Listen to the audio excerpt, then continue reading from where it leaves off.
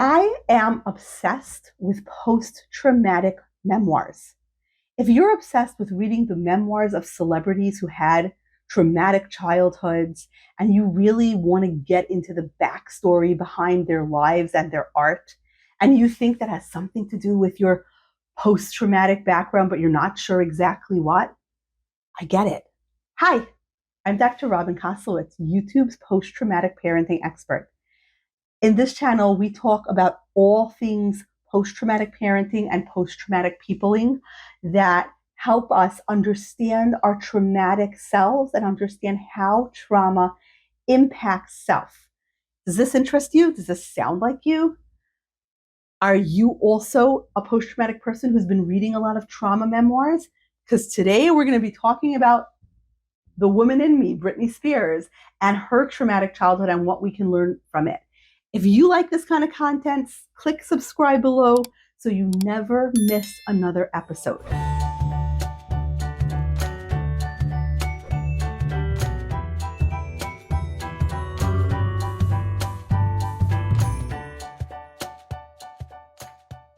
So today we're going to be talking about Britney Spears' memoir and what it tells us about having a traumatic childhood.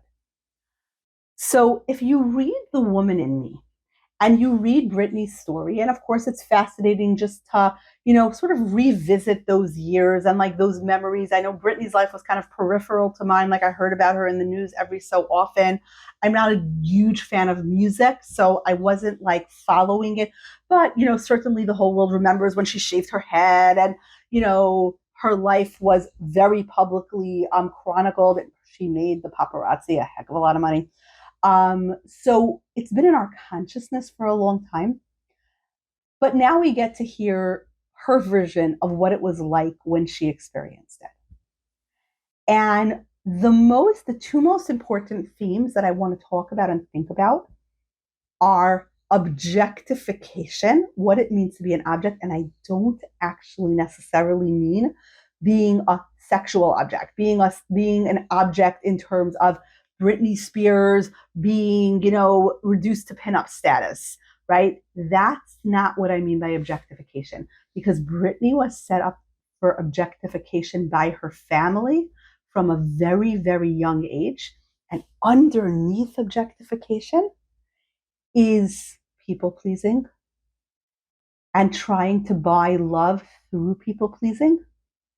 And what happens when that object becomes a broken object because they refuse to be objectified anymore.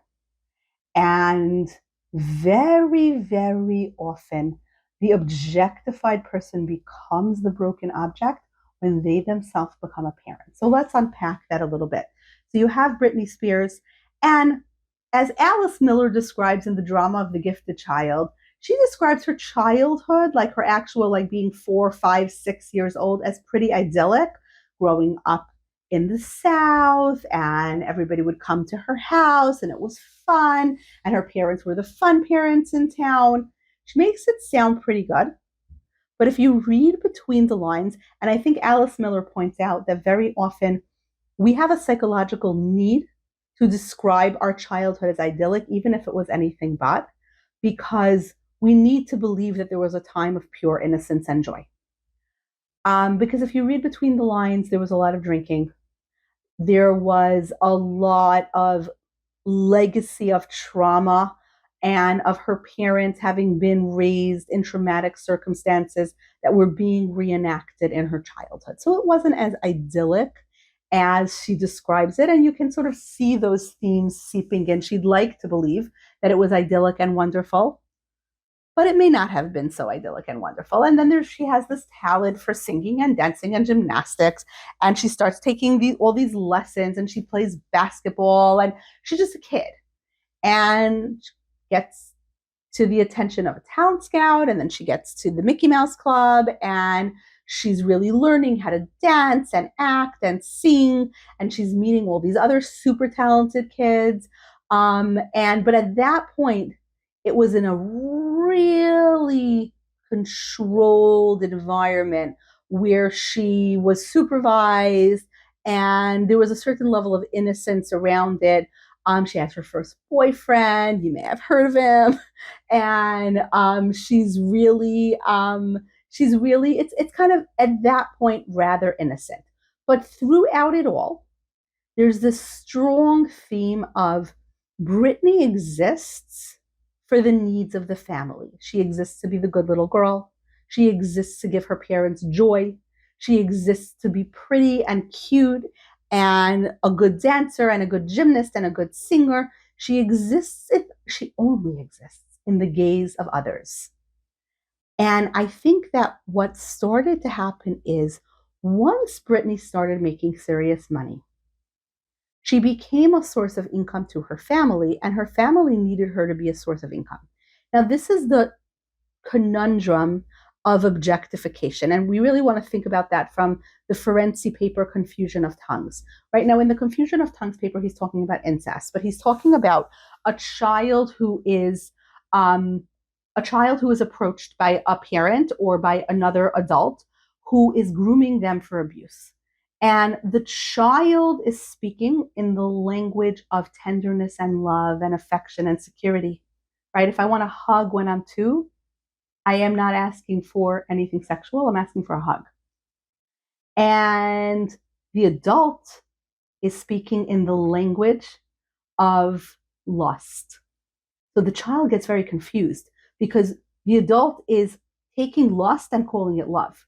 So the child, there's actually a very, very scary story about, I'm trying to remember who the author is, but it's about a man who, I feel like it's by the same guy who wrote The Paper Bag Princess and Stephanie's Ponytail, but I could be wrong. It's about a man who teaches his daughter, he raises his daughter in complete isolation, and he teaches her that the word yes means no. So, and she is raised, and he teaches her, like, she says to him, do you want a hug? And he says no. So she runs over and gives him a hug.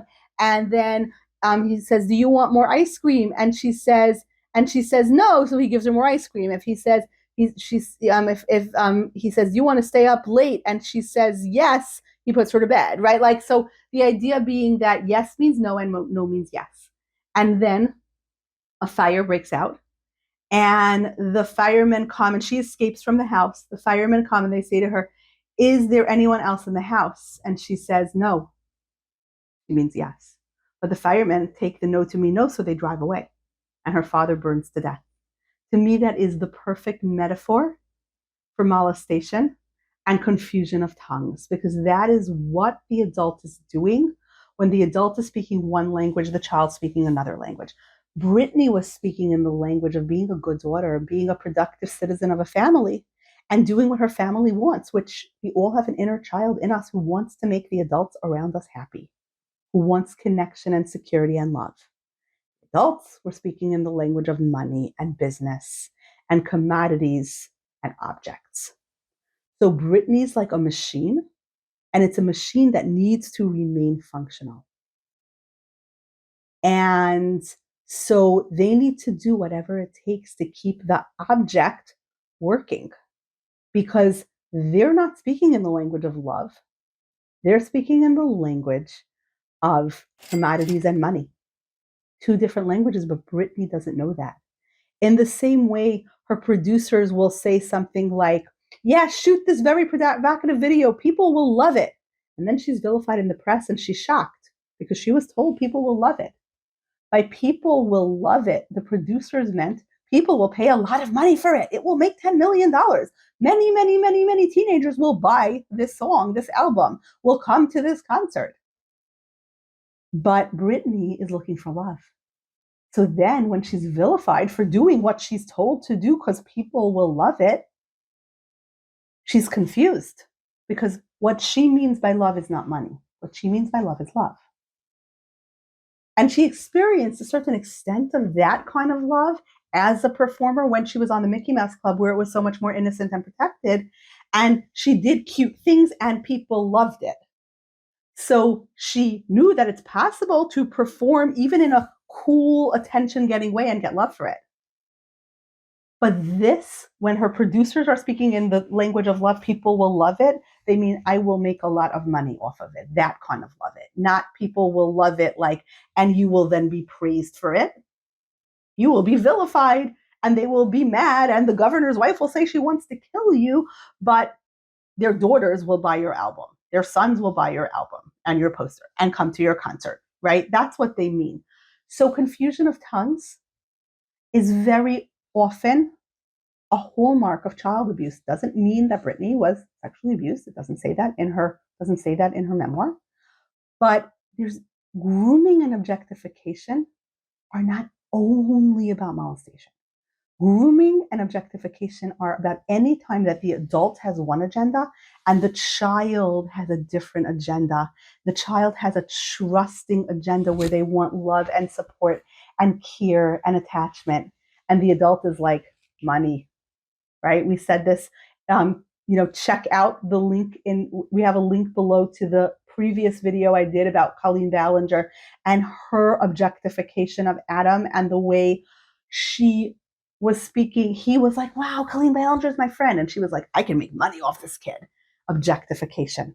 He's being treated like a machine, an object, not a person with his own reality, his own thoughts, his own hopes, his own dreams.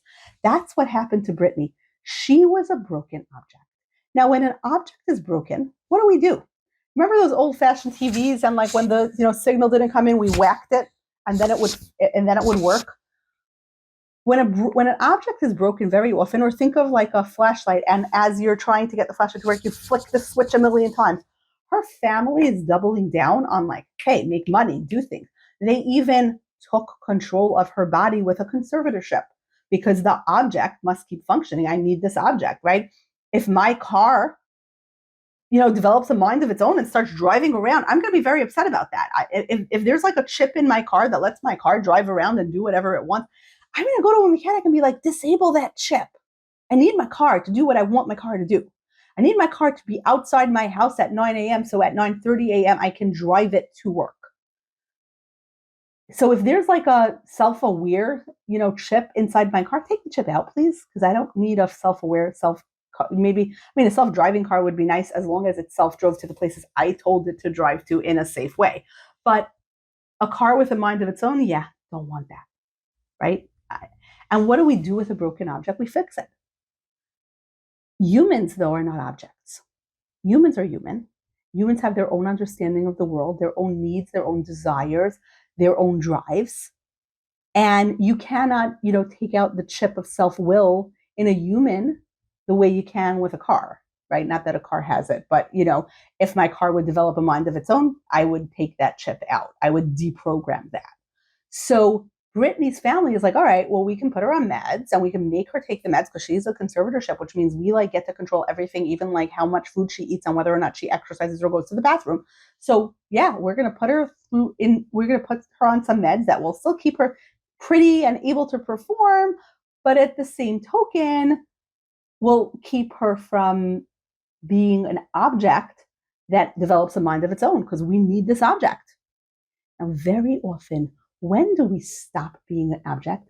So there's one time in our lives that it's appropriate for us to be objectified, because at any other time, objectification is not okay. We need to be seen as real humans living in an independent reality of our own that's adjacent to but distinct from other humans.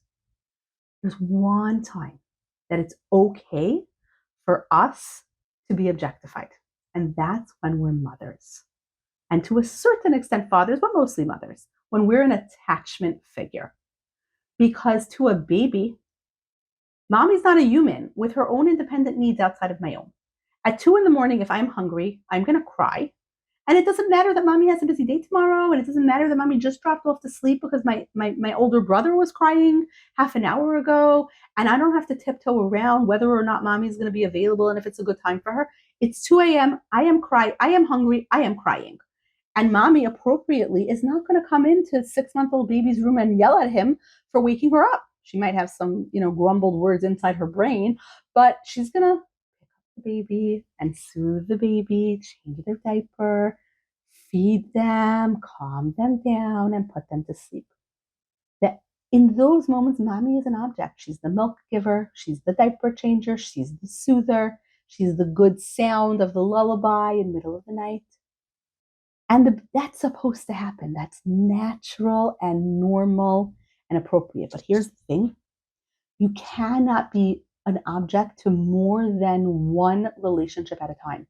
So if you're being a parent object to your own children, you can't also be the perfect body image, the perfect, the perfect icon, the most gorgeous girl objectified image.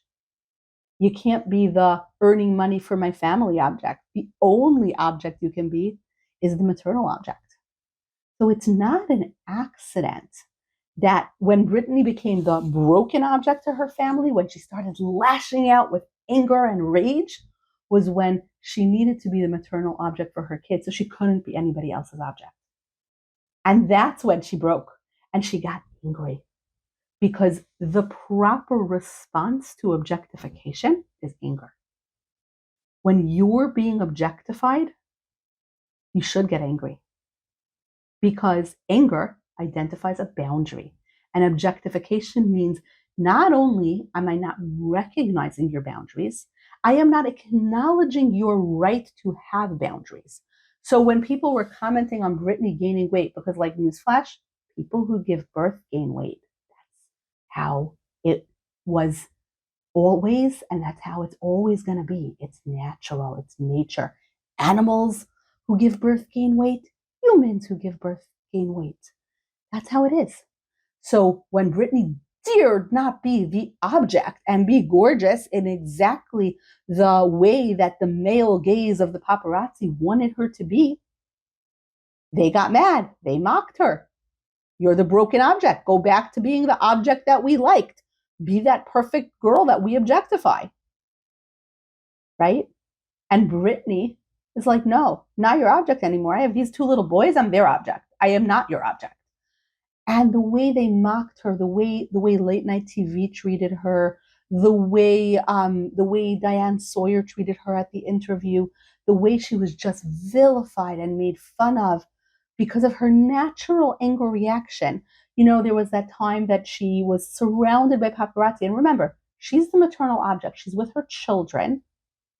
And one of the things that the maternal object does is we protect our children. I am a mama bear. Do not get between me and my kids with nefarious intent. You will not like what happens next. And no one's pathologizing me for that. And as they shouldn't, because don't threaten my kids.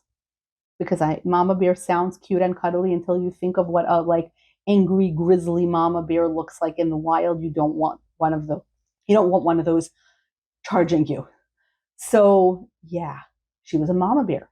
She had her kids in the car with her. It's surrounded by paparazzi. She backs up. She runs over a paparazzi guy's foot. And somehow she's the bad one? What are you doing? What are you doing threatening a mom with her children? Have you lost all of your humanity? Most of your humanity? There a shred of humanity in you? And then you sue her? And a judge didn't throw that lawsuit out? What are you doing next to her car? Yeah, anger identifies a boundary. Britney had the right not to be an object, but to be a human and to have her boundaries respected. And then to blame and shame and vilify her for the natural consequences. So you think after being hounded by paparazzi to that extent and feeling threatened and in danger, like being swarmed in a car while your kids are in the car, maybe you're going to want to decompress and blow off some steam, but oh no, she needs to be a different form of object, the idealized mother object. Mothers don't drink. Mothers are perfectly pure, even though mothers have babies. So, right, we have some implications there. But no. A mother who drinks, how terrible. I mean, dads can drink, right? Both of her famous exes were regularly drinking, and that was fine. But somehow Britney went out with Paris Hilton and got drunk. That's terrible, even though her kids were being babysat by her mom, which is totally appropriate. Britney needed to blow off some steam after all these paparazzi guys are following her everywhere. And somehow we're going to judge her and condemn her for that. I'm not saying it's great to drink. I'm not saying it's great to get high. I'm not saying it's great to threaten people or to run over somebody's foot. Like, right? I'm not saying, and she's not saying that in her book either. She's not saying like, yeah, I ran over that guy and I'm proud of it. Right? She's not saying that. She says that she was pretty hard on the contractors when she built her house. She admits that that wasn't the greatest behavior, but it's kind of a natural outgrowth of what she was going through at the time. Because, and why'd she shave off her hair? She became the broken object. I am not your object. I am not your standard of feminine beauty. I am not your back to my pre-baby body a minute after giving birth. Like, I am not doing that. I am not your sweet and compliant girl. And maybe for her parents, I am not your money earning machine. So yeah, she shaved off her hair, which just was, almost taken as proof that she should go into a conservatorship because she must be crazy. I mean, who shaves off gorgeous hair like hers, right? Like, her body, it's her choice. She can do what she wants. If she doesn't want hair, she doesn't have to have hair. But somehow that was so shamed and blamed and vilified. And I am not discounting that she was in some ways out of control during those years in terms of her emotions being out of control. She was also an adult who could have been helped, as opposed to shamed and blamed and mocked and vilified and getting death threats from governors' wives. I mean, like, wow, she's a young mother. She's somebody with a real traumatic past who was objectified by the world, objectified within her own family, and now she's a mom. And she's got to make sense of all that. Her husband's leaving her. Her husband, who became famous because of her, is now leaving her. There's a lot of trauma there. Can we give her a minute to breathe and unpack that trauma and recover? But no, because she needs to be the object. And that's what happens. We get enraged with our objects when they break because they need to be functional, right? If my flashlight stops working, I'm going to keep flicking the switch because I got to get that flashlight functional. How dare my flashlight not function? But she's not a flashlight. She's not a toy. She's a human.